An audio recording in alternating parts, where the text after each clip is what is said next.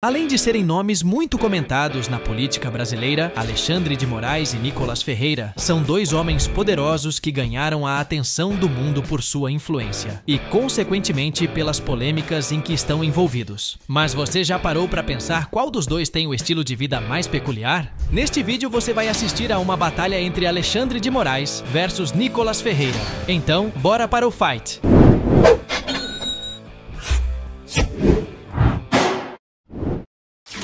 Primeiro round. Polêmicas.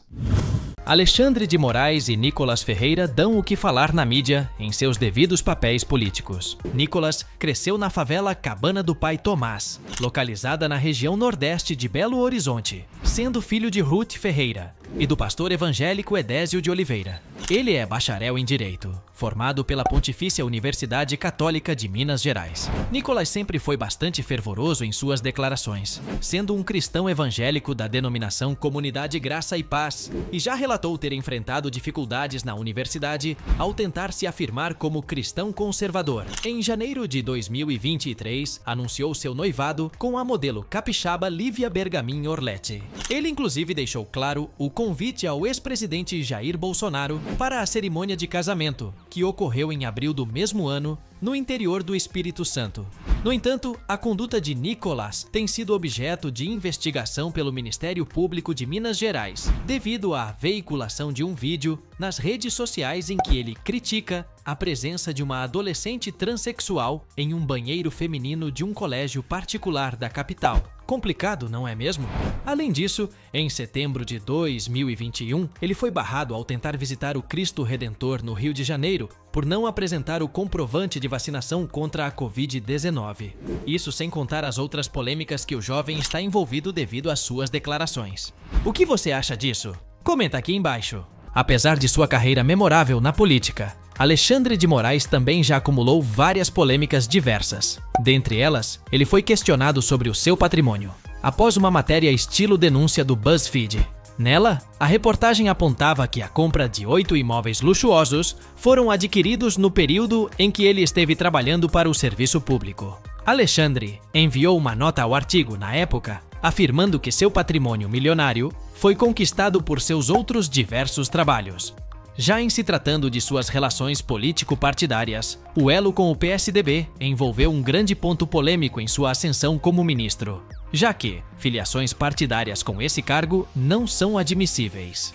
Durante seu período como secretário de Segurança de Alckmin, o atual ministro foi criticado pelo uso excessivo da força política para a repressão das manifestações contrárias ao impeachment da ex-presidente Dilma Rousseff, além de ter chamado os protestos de atos de guerrilha. Em relação aos problemas do sistema carcerário, o atual ministro enfrentou uma série de contradições relacionados ao massacre ocorrido em uma prisão em Roraima na primeira semana de 2017. Ele deu várias declarações que não iam conforme o que as autoridades estaduais falaram, responsabilizando o primeiro comando da capital, PCC.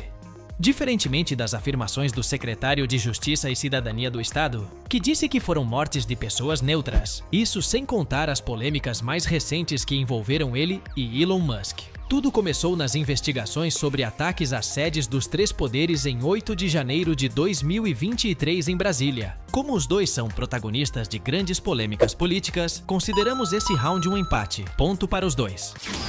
Segundo round. Imóveis.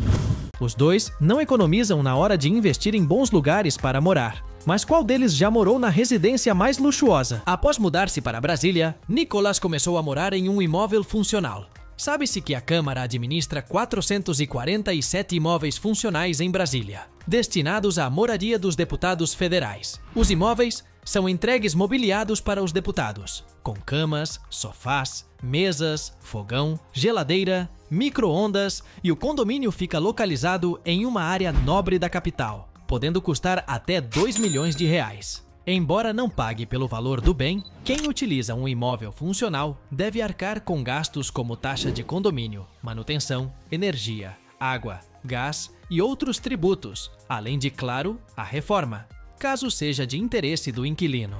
Outra informação importante é que os deputados que não ocupam imóvel funcional podem receber auxílio moradia, de duas formas: valor fixo mensal bruto, ou reembolso de até R$ 4.253. Dá para alugar um bom local com uma renda dessas. Não sabemos se ele continua morando neste apartamento atualmente.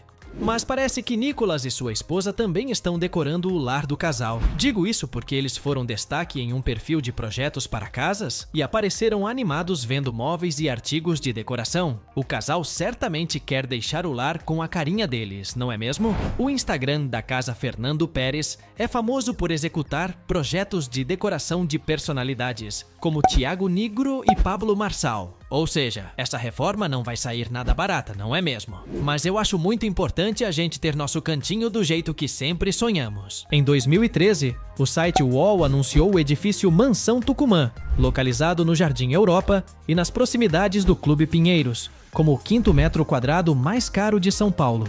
Coincidentemente, Alexandre de Moraes tem um apartamento para chamar de seu lar. O imóvel tem 365 metros quadrados de área privativa real e mais de 290 metros quadrados de área de uso comum real, incluindo o uso de 5 vagas de garagem, de acordo com a certidão de propriedade. Assim, tem um total de mais de 650 metros quadrados de área total construída. Após a revista Fórum pesquisar o valor do imóvel em 2 sites de avaliação, ele gira em torno de R$10.500.000 a R$12.200.000. Nada mal, não é mesmo? Como não sabemos mais detalhes sobre a casa de Nicholas, quem leva esse round é Alexandre de Moraes. Ponto para ele. Terceiro round: gastos exagerados. Quando o assunto é luxo e estilo de vida, qual deles tem os gastos mais peculiares? Apesar de já ter aproveitado um passeio com 8 outros ministros, navegando na Chalana Champagne, casa flutuante de Wilder Moraes, o que inclusive ocasionou uma polêmica na mídia, que classificou o momento como imprudente. Alexandre de Moraes não tem seu próprio iate. Além disso, como membro principal do STF, ele faz parte de uma tabela de gastos bastante curiosa. Como apontada em 2017, o STF gastou R$87 mil com vacinas contra a gripe, ou vírus influenza, como consta na rubrica. Até aí tudo bem, afinal, precisam ser saudáveis. Outros gastos também foram evidenciados como tradutores e auxílio moradia. Porém, os mais curiosos são R$8 mil com a aquisição de novas torneiras, R$3 mil referentes ao registro de armas de fogo de propriedades da corte. Já os gastos com café chegaram a R$11 mil. Precisam ficar mesmo acordados, não é mesmo? Você já se perguntou quais são os que Nicholas esbanja por aí? O vereador mineiro gerou especulações na internet ao acompanhar a comitiva do ex-presidente Jair Bolsonaro em Dubai, nos Emirados Árabes. Ele chegou a esclarecer tudo dizendo que a viagem não havia sido paga com dinheiro público. Lembrando que para se hospedar em um dos hotéis mais luxuosos, como o Atlantis Hotel, seria necessário desembolsar pelo menos R$2 mil de diária. Durante uma das atividades no local, o político brincou com o time do coração, o Cruzeiro, perguntando se um homem árabe queria comprá-lo. Mas de uma coisa se sabe: apesar de bastante expressivo em suas redes sociais, Nicholas costuma não divulgar tanto de sua vida pessoal. Assim, fica difícil ver como ele leva sua vida, ou quais os luxos e confortos ele faz questão de ter. No entanto, algo que chamou bastante a atenção dos internautas foi a cerimônia pra lá de luxuosa do casamento ao ar livre, na Fazenda Pedra Azul, em Domingos Martins, interior do Espírito Santo. Para se casar em um local desses, ele pode ter desembolsado valores a partir de R$33 mil. A celebração contou com a presença de 350 convidados, entre familiares e amigos do casal. Entre os presentes estavam o deputado estadual pelo Rio de Janeiro, Thiago Galhaço, irmão do ator Bruno Galhaço, e a ex-primeira-dama Michele Bolsonaro. Ela também fez questão de parabenizar o casal em suas redes sociais. A cerimônia religiosa foi conduzida pelo pai do noivo, o pastor Edésio de Oliveira, da Igreja Graça e Paz. Parece que foi bastante luxuosa, não é mesmo? Além disso, Nicholas Ferreira doou 2 baterias de drone para o exército, no valor de R$3 mil, para fazer o chá revelação em um forte no Espírito Santo. O aluguel do forte militar para eventos privados era de R$2 mil a cada 4 horas. Mas, de acordo com a cerimonialista que organizou o evento, Nicolas negociou o uso do espaço com o batalhão mediante a doação de 2 baterias de drone. O evento contou com alguns membros da família dos dois e com a presença ilustre de Neymar por videochamada. Muito inusitado e exclusivo este local, não é mesmo? Apesar da disputa acirrada, esse round vai para Nicolas. Ponto para ele. Quarto round. Fortuna. Sendo considerados poderosos, todo mundo sabe que eles já acumularam uma fortuna. Mas qual deles possui o maior patrimônio pessoal? Muitos querem saber sobre qual é a verdadeira fortuna dos políticos. Com Nicolas não seria diferente. Porém, ele certamente surpreende pela discrição em sua vida pessoal. Para se ter uma ideia, apesar de ser o deputado mais votado do Brasil e da história de Minas Gerais e ainda contar com tantos seguidores no Instagram, ele não é de esbanjar. Lembrando que ele poderia fazer uma grande quantidade de dinheiro para divulgar grandes marcas em seu perfil. No entanto, ele utiliza a rede social para divulgar seus cursos voltados para a política e, claro, seus posicionamentos políticos e opiniões que por muitas vezes são polêmicas. Já em seu canal do YouTube, ele já acumula impressionantes 95 milhões de visualizações em seus vídeos. O site youtubers.me estima que ele tenha gerado um faturamento de pelo menos R$8.000 no mês de janeiro de 2024.